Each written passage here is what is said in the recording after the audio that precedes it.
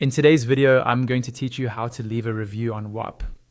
Leaving a review is a simple way to share your experience with a membership and help other people decide whether it's right for them. I'll walk you through each step slowly and clearly so you can follow along on your own screen. First, open your browser and go to the Whop website. Make sure you're logged into your account. Once you're signed in, you'll land on or be able to navigate to your Whop home dashboard. This is the main page where you can see all of the memberships you currently have. Take a moment to look over this page so you're familiar with what's there. Next, from your home dashboard, click on one of the memberships you've purchased and are a part of. This might be a group, a community, or any other type of access you joined through Whop. Choose the specific membership you want to review and click on it to open its details. Once you're on that memberships page, look for a small drop-down menu next to the group or membership name.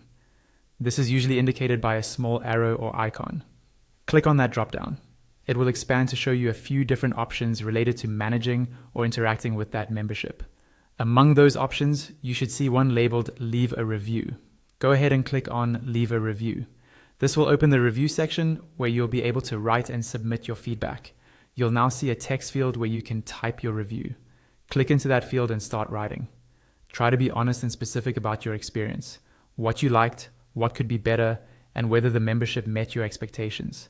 Clear and detailed reviews are the most helpful for both the creator and other users. After writing your review, you'll need to choose a star rating. Look for the star selection area and click on it. Then select the number of stars that best reflects your overall experience, typically from 1 to 5 stars. With more stars meaning a better experience. When you're happy with both your written review and your star rating, look for the arrow icon that lets you submit. Click on that arrow to finalize and send your review. Once you've done that, your review is saved